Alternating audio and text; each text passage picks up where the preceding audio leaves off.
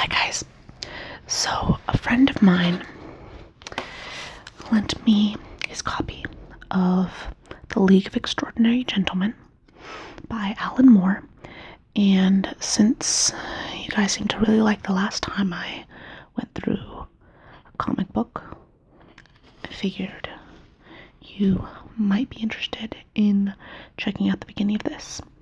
So before I begin, I want to warn you that there is a Skype call going in the other room. My fiance is having a call for work. Not really much I can do about it. Just hope that my voice is loud enough that his does not carry. So yeah. This is by Alan Moore, who, if any of you know anything about him, he is one of the more likely comic artists to involve things like sex and violence, so that's just a warning because I have not actually read this yet. I figured you guys might enjoy some of my first impressions of this as we flip through it. So let's check out what the back says first. A rousing work of adventure by the esteemed author of From Hell and the acclaimed illustrator of martial law. London, 1898.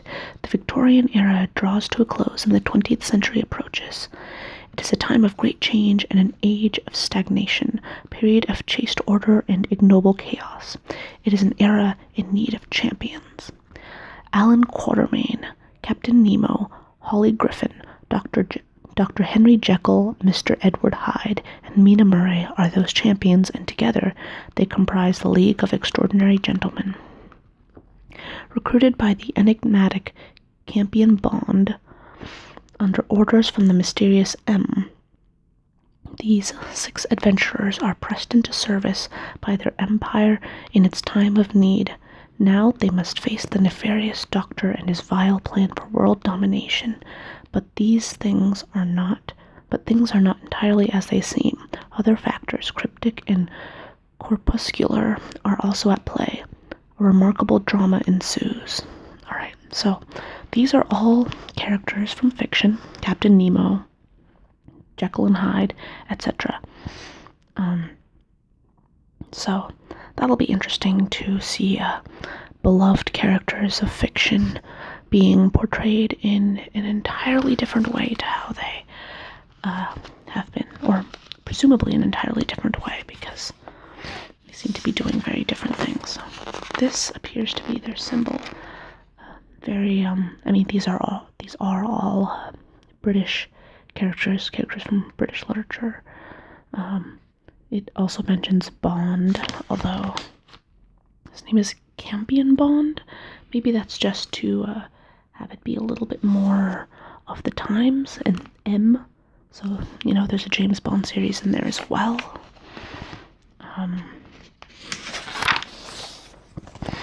League of Extraordinary Gentlemen. And there's this over here. We'll figure out who this is. Probably. Hopefully. There's all this information. There's the message to the readers, which I'm going to skip over. And let's start here at the beginning. Okay. Dover, May 1898. This appears to be the dam. Pulls out this box, and it's full of cigars. Probably cigars, yeah. Cigars, cigarettes, matches. Mr. Bond, good day to you, sir. Please, Miss Murray, do call me Campion, and perhaps in turn I might refer to you as Wilhelmina. Simply remarkable, the view here, isn't it? You can see, wow, there's a lot of detail going on in this. Remarkable, and Miss Murray will be quite sufficient. So there's a lot going on. I'm not going to go over all of it, though. As you wish. It must have rather hurt your former husband's feelings, mustn't it? Reverting to your maiden name like that. I dare say that poor chap's mortified. Thankfully, my former husband's feelings are no longer my concern, nor are they yours. I take it that the captain will be here soon? One would imagine so, but then, as the sole turn in our menagerie that you've so far recruited him, you know more of him than I. He suffers from an inflammation of the brain, I'm told. He has his eccentricities, but at least he is courteous. Do you consider me a part of your menagerie? Dear lady, what am I to say? Your history has placed you far beyond the social pale. Divorce is one thing, but that other business. Ravished by a foreigner and all that. Quite against your will, of course, but then people do talk, don't they? Yes, I'm afraid they do.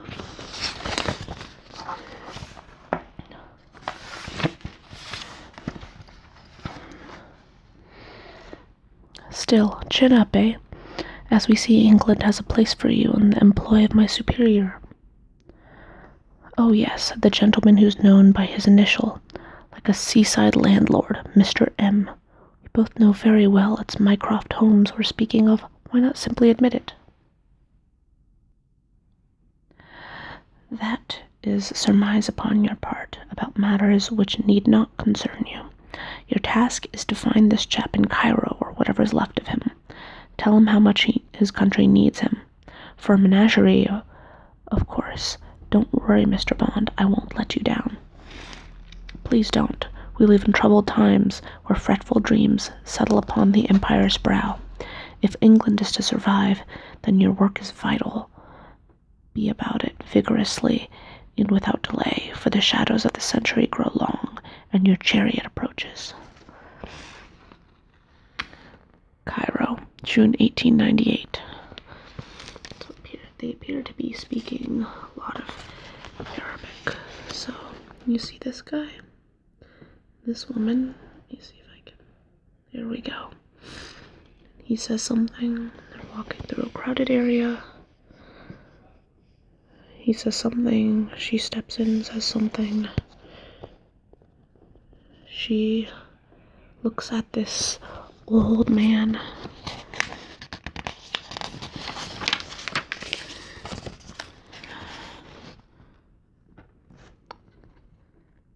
Mr. Quatermain? He opens his eyes. They are red. My name is Wilhelmina Murray. Your country has need of you again, sir. Go away. Sir, I had heard better of you. Is there nothing left of what you were? He closes his eyes. I see. Then may the good Lord help the Empire, sir, if there are no men finer than yourself to guard her. Sir, what are you doing? Man speaks Arabic. She speaks Arabic. Ah, you filthy brute. Oh. They appear to be grabbing her. Stop it. The British Embassy knows I'm here. They'll speak in Arabic. Don't push or I'll... Ah. Oh, God. Oh, nope. Yeah, see what I meant about sexual violence?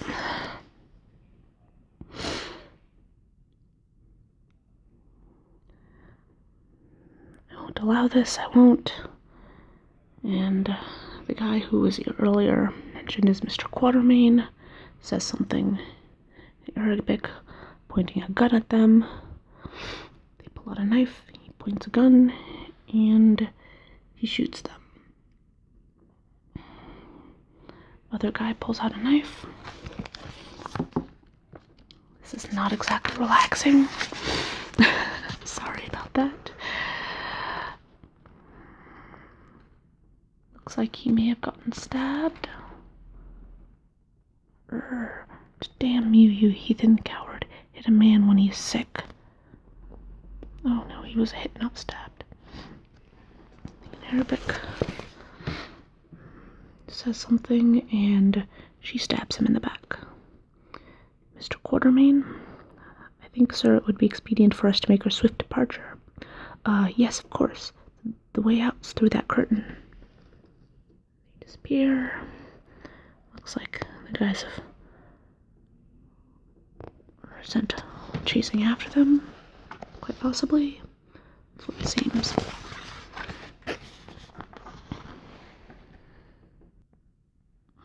Okay. Well, that's torn everything. For God's sake, woman, I'm a sick man. What are you doing to me, miss? Murray. Wilhelmina Murray. Please be quiet, sir. We must get you to the docks. Docks? I thought you said you had connections at the embassy. I confess I may have embroidered the truth a little in that regard. However, I have a friend waiting at the waterfront. You're mad. I'll never make it. Even when I do, where shall I get my opium? In heaven's name, be a man, sir. Your pitiful whining sickens me. Now hurry, they are almost on us. I don't care, I just want to go to sleep. No, you are Alan Quatermain, and your country needs you. I need you, most especially since I cannot see my friend the captain anywhere. I don't understand. He gave me his word as a gentleman that he would meet me here. Sir, I fear that you are right, and I have doomed us both. God's teeth, Miss Murray? Forgive me, but is it the opium, or can you see that as well? Let's find out what he sees. Oh my gosh. I wonder if this is not a huge part of the reason why this book was recommended to me. If there is a submarine shaped like a squid. As some of you know, squids are kind of my thing. And it opens. Mem Sahib Murray, good afternoon. Please come aboard. If I must have women on my ship, it is preferable they are alive, I think. But Captain, the mob, a Mohammedan rabble, please leave them to me.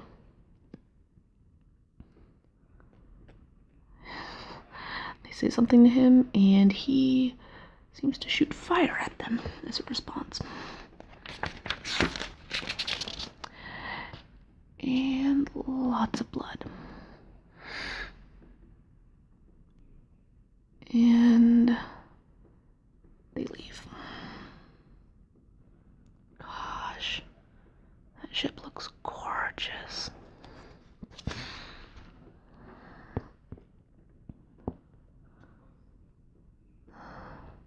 There, and how is the great colonial explorer that your empire sent you here to salvage? Rather a mess, I'm afraid. And I think you'll find out it's our empire, Captain. No, the Indian mutineers may have surrendered, but I did not. If I work with the British, it is because I no longer feel even Indian. The sea now is my only nation. Ah, interesting. So I believe they made Captain Nemo an Indian guy, and because this is around the time of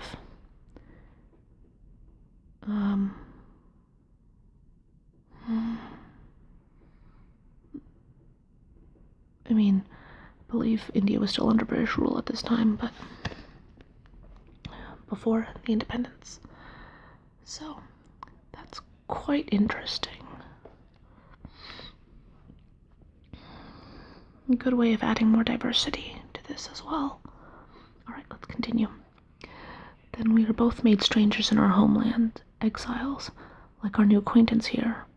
Please, I feel so sick, need my medicine. You are aboard my ship, sir, and my remedies are better.